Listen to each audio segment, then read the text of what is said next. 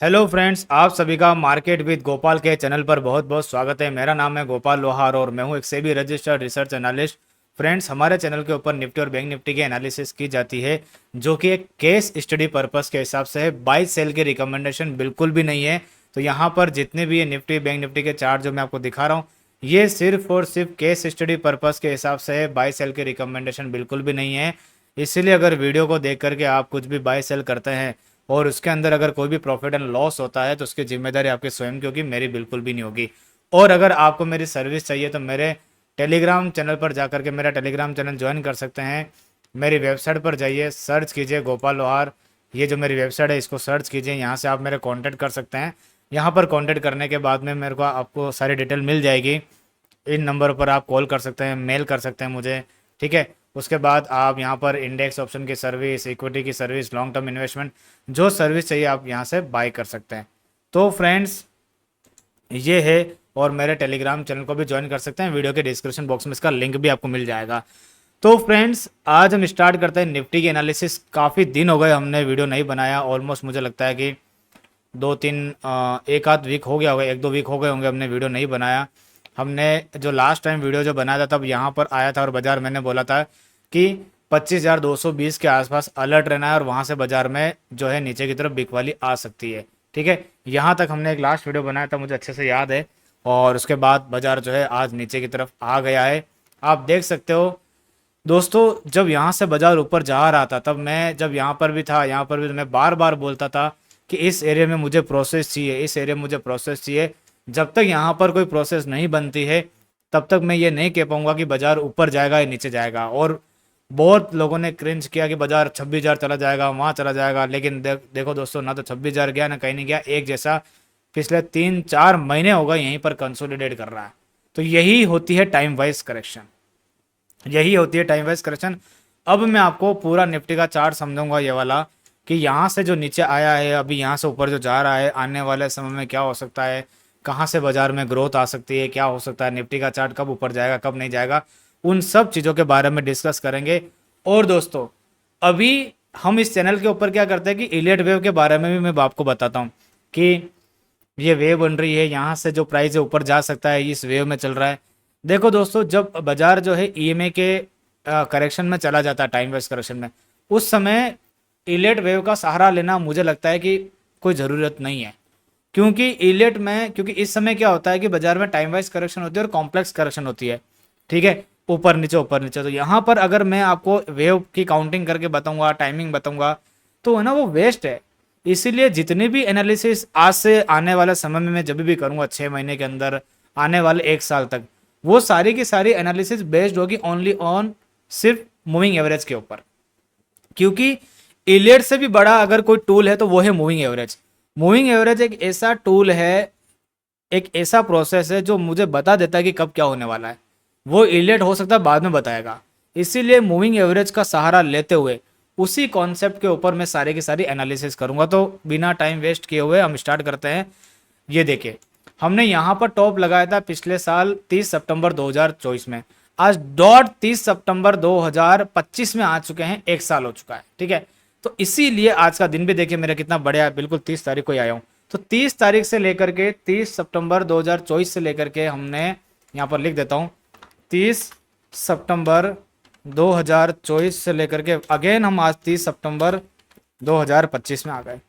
हमको डॉट यहाँ पर कितना समय हो गया है, कितना समय हो गया, 1 ईयर हो चुका है, ठीक है। 1 साल जो है करेक्शन का कंप्लीट हो चुका है बाजार के अंदर। निफ्टी में नीचे आया, फिर ऊपर गया, अभी यहाँ पर साइडवेज काम करा। तो 1 साल हो चुका है बाजार को। वापस डेट देख लो आप, 30 सितंबर 2024 से लेकर के आज 30 सितंबर 2025, 1 साल हो चुका। और यहीं पर जब बाजार आया था तब मैंने बोला था 1 साल तक करेक्शन चलेगी और 2025 के एंड में एक ऐसा समय आएगा जब हम पैसा लगा सकते हैं। लेकिन उस समय कंडीशन ये थी कि बाजार को यहां से ऊपर नहीं आना चाहिए था, बाजार को यहां से ऊपर नहीं आना चाहिए था। और उस समय बाजार जो है, मैं ये मान करके चल रहा था कि बाजार वीकली की 200 ईएमए के आसपास आएगा और ये करेक्शन जो एंड हो जाएगी। लेकिन ट्विस्ट कहां से आया मैं बताता हूं आपको। बाजार में क्या हुआ कि यहां से वी शेप की रिकवरी ऊपर आई और ऊपर ही आकर के सस्टेन कर गया, वापस नीचे आया ही नहीं, वापस नीचे आए नहीं। तो करेक्शन जो है बढ़ गई है, करेक्शन का जो टाइम पीरियड है वो बढ़ चुका है, ठीक है। अब ये करेक्शन जो है वीकली के अंदर एंटर हो चुकी है, और ये करेक्शन वीकली के अंदर एंटर हो चुकी है, तो ये करेक्शन खत्म होगी मिनिमम 2 इयर्स। वीकली जो करेक्शन खत्म होती है उसका जो टाइम होता है, वीकली टाइम वाइज करेक्शन का जो टाइम वाइज करेक्शन का जो टाइम होता है उसमें समय लगता है, मैं आपको बता देता हूँ कितना मिनिमम समय लगता है, 2 साल। ठीक है, एक सेकंड रुकेगा। ठीक है, वीकली टाइम वाइज जो करेक्शन है मिनिमम जो समय लगता है 2 इयर्स और 3 इयर्स। ये वीडियो बहुत इंपॉर्टेंट है, सारी चीजें क्लियर कर दूंगा मैं आज आपकी। ठीक है, तो वीकली टाइम वाइज की जो करेक्शन होती है वो हमेशा खत्म होती है 2 साल में या फिर 3 साल में, इसके ऊपर नहीं जाती है। तो हमारी करेक्शन कब स्टार्ट हुई थी? 30 सितंबर 2024 में। 1 साल का समय हो चुका है, अब 1 साल का समय और बचा हुआ है। अब मिनिमम 2 साल में खत्म हो जाती है, अब वो तीसरे साल में कब जाती है वो मैं आज आपको समझाता हूँ कैसे क्या होगा। अब वीकली का चार्ट मत देखो, हमें वीकली के 200 EMA तक तो जाना है, ये तो क्लियर है। ठीक है, लेकिन अभी चार्ट देखना है डेली का। ठीक है, डेली का इसलिए देखना है, अब मैं आपको चीज समझाता हूं। यहां से जब हम नीचे गिर रहे थे, एक बार भी इसने डेली के अंदर फॉर्मेशन नहीं बनाया था और नीचे की तरफ ही चलता रहा। तो जब इसने वी शेप की रिकवरी इस तरह से, जब 200 EMA को सीधा ऊपर काटते हैं और वी शेप की रिकवरी आती है, तो हमें 200 EMA पर सपोर्ट बनाना जरूरी होता है।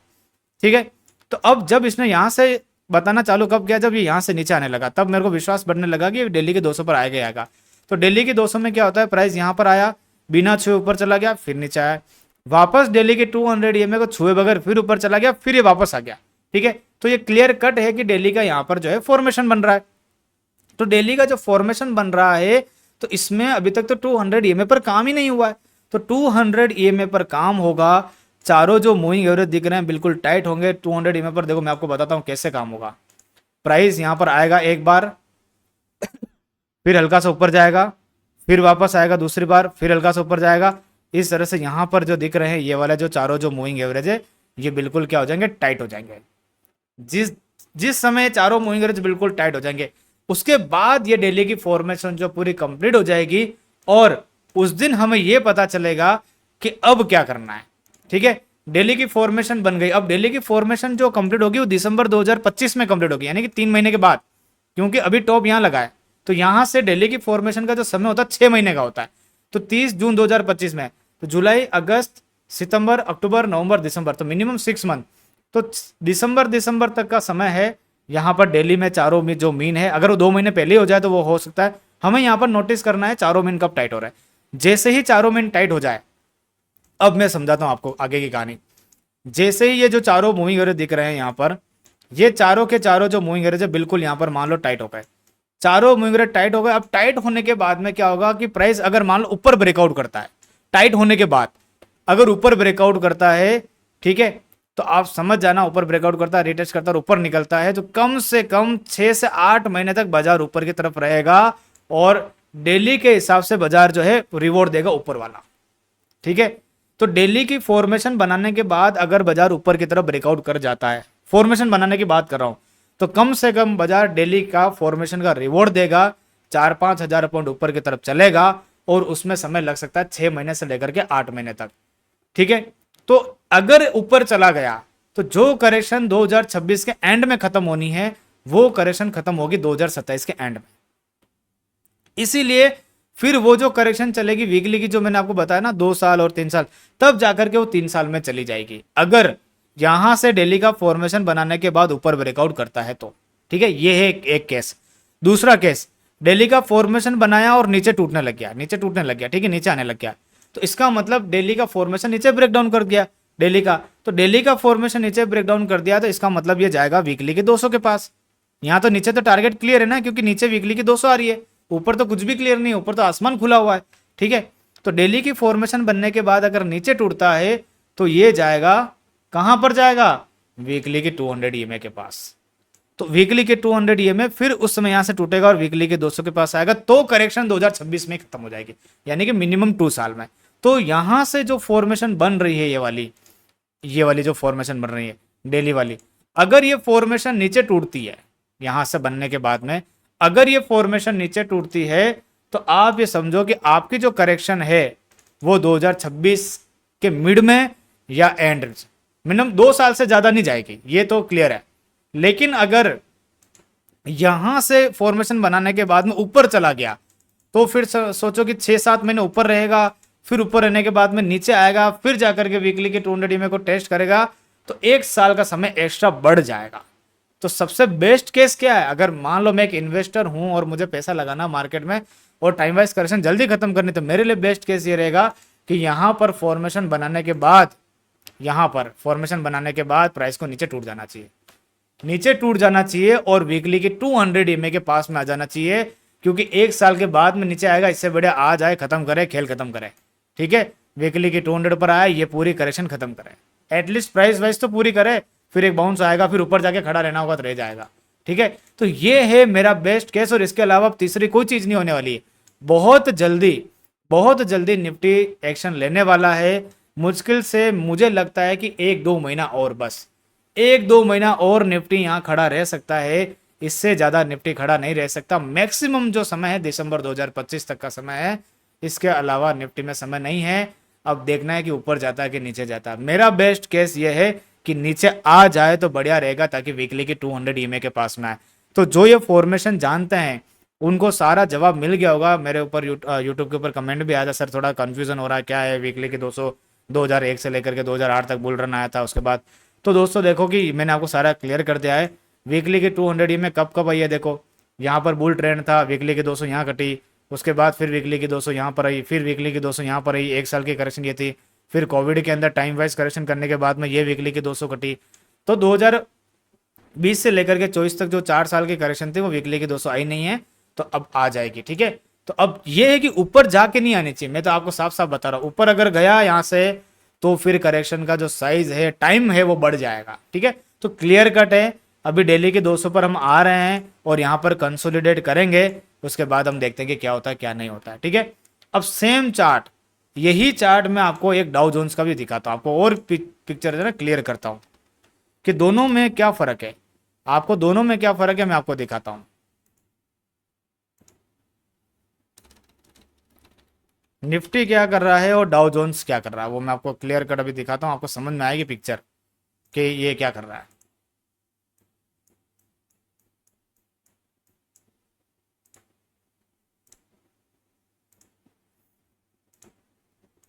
ये देखिए, ठीक है, इस चार्ट को समझाता हूं मैं आपको और देखने की कोशिश कीजिए कि क्या हो रहा है इसके अंदर।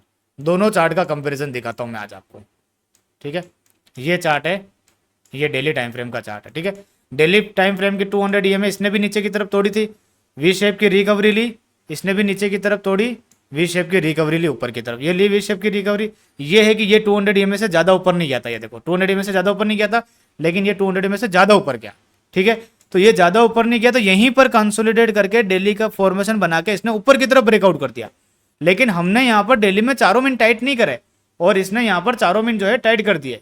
यहाँ पर आप देखो, यहाँ हो गए इसके चारों मिन यहाँ पर टाइट, लेकिन हमारे यहाँ पर चारों मिन टाइट नहीं हुए।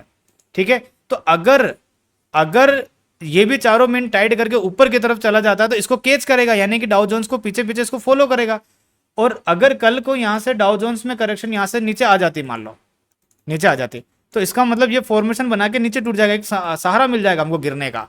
तो ये ब्रेकआउट करके ऊपर जा चुका डेली का यहाँ से, लेकिन हम अभी तक डेली का फॉर्मेशन बना रहे, ये फर्क है। अब इसका वीकली चार्ट देखो, अपना निफ्टी का वीकली की 200 EMA बहुत दूर है, और इसका वीकली चार्ट देखो, इसने वीकली के 200 EMA के पास से आके निकल गया। इस समय जब आ रहा था मैं ये चीज कह रहा था। ठीक है, तो अगर इसमें यहां से करेक्शन आई तो सीधी वीकली की 200 पर जाएगा, तो हमें यहां से बहाना मिल जाएगा कि यहां से नीचे की तरफ आएगा। तो अब ये देखना है कि बाजार में क्या हो सकता है, या तो अमेरिका के बाजार नीचे गिरने वाले हैं या फिर वो यहीं खड़े रहेंगे और हम ऊपर बढ़ने वाले हैं। तो देखते हैं क्या होता है। अब आने वाला समय बहुत इंपॉर्टेंट है, यानी कि यहाँ से दोनों तरफ जो है मूवमेंट, अगर मान लो ऊपर जाता है तो इक्विटी वाले भी पैसा कमाएंगे लॉन्ग करके, लेकिन यहाँ से नीचे गिरता है तो सिर्फ और सिर्फ फ्यूचर में शॉर्ट करके पैसे कमाए जा सकते हैं, कैश में खरीदारी करके पैसा नहीं कमा पाएंगे, क्योंकि नीचे गिरेगा बाजार तो कैश में बाइंग नहीं हो पाएगी। सिंपल सी चीज है। तो डाउ जोन्स में इसने यहाँ पर फॉर्मेशन, ये फॉर्मेशन कह रहा हूँ मैं आपको कि चारों में यहाँ टाइट होकर के ऊपर की तरफ निकला, लेकिन यहाँ पर चारों में अभी तक टाइट नहीं हुआ है। तो ये चीज मैं आपको समझाना चाह रहा हूँ कि ये चीज़ बहुत जल्दी होने वाली है निफ्टी के अंदर, और उसके बाद जो है आपको फॉर्मेशन जो है तब जाकर के हमें पता चलेगा कि निफ्टी किस तरफ जा रहा है। ठीक है, अभी तो फिलहाल डेली के 200 पर आना ही आना है, यहाँ पर हम आने वाले हैं 14,400 के आसपास। उसके बाद देखते हैं कि कितना बाउंस आता है, कैसे क्या आता है। फिर अब मैं डेली हर वीक में 2 वीडियो बनाता रहूंगा, क्योंकि अब ज़रूरत है। अब मैं इतने दिन इसलिए नहीं बना रहा, मैंने कहा ठंडा मार्केट चल रहा है, लेकिन अब क्या जरूरत है, क्योंकि अब फॉर्मेशन के नज़दीक पहुंच रहे हैं हम। ठीक है, तो अब ये है मेरी पूरी जो निफ्टी की एनालिसिस थी। अब मैं आपको बैंक निफ्टी का चार्ट दिखाता हूँ। बैंक निफ्टी में देखो क्या हो रहा है, निफ्टी ने डेली के 200 एक बार भी नहीं छुआ, लेकिन बैंक निफ्टी ने डेली के 200 एक बार छू करके सेकंड अटेम्प्ट बना रहा है। ये देखो, पहली बार आ गया, फिर बाउंस बैक लिया, फिर दूसरी बार आ गया, तो ये भी डेली की फॉर्मेशन बना रहा है, ये भी डेली की फॉर्मेशन बना रहा है। ये दूसरी बार आने वाला, हम एक बार आएंगे निफ्टी के अंदर। ठीक है, तो ये है निफ्टी और बैंक निफ्टी की पूरी एनालिसिस बड़े टाइम फ्रेम के अंदर। तो मैंने पूरे बड़े टाइम फ्रेम में समझाया, बाकी शॉर्ट टर्म में भी नेगेटिव है, क्लियर कट बता रहा हूं मैं। बाउंस बैक आने के बाद में फिर से नीचे की तरफ ही गिरावट आएगी, क्योंकि हमें डेली के 200 ईएमए को टेस्ट करना है। ठीक है, अगर यहां से मान लो बाउंस बड़ा आ गया तो फिर घूम के आएंगे नीचे की तरफ, इससे बढ़िया अभी इसको टेस्ट करा लो फटाफट से। तो ये है निफ्टी की एनालिसिस और बैंक निफ्टी की एनालिसिस। आई होप कि पूरी सब कुछ मैंने क्लियर कर दिया है। ठीक है, इस वीडियो को अच्छे से देखना, मुझे लगता है कि मैंने आने वाले 6 महीने तक सब कुछ क्लियर कर दिया है। ठीक है, तो यहाँ पर निफ्टी के अंदर ये होने वाला, ये नहीं होने वाला है। तो यहाँ से निफ्टी क्लियर है मेरी तरफ से। आने वाले समय में देखेंगे कैसे क्या काम होता है। यहाँ पर बहुत जने वेव लगा रहे, ये वो वेव में जा रहा है। अरे वेव मत लगाओ, वो चल रही है, कॉन्ट्रैक्शन चल रही है, यहाँ वेव कुछ काम नहीं करेगा, फालतू कोई मतलब नहीं है काउंटिंग आउट नहीं करने से। ठीक है, तो आज की एनालिसिस को हम यहीं पर वाइंड अप करते हैं, फिर मिलेंगे अपन नेक्स्ट वीडियो में। कैसा लगा वीडियो मुझे जरूर बताना, कमेंट बॉक्स में लिख करके लाइक कर देना, शेयर कर देना, सब्सक्राइब करना बिल्कुल भी मत भूलना, और मेरे टेलीग्राम चैनल को ज्वाइन कर देना। तो आज ही इस एनालिसिस को खत्म करते हैं, नेक्स्ट वीडियो में मिलेंगे। धन्यवाद, जय श्री राम।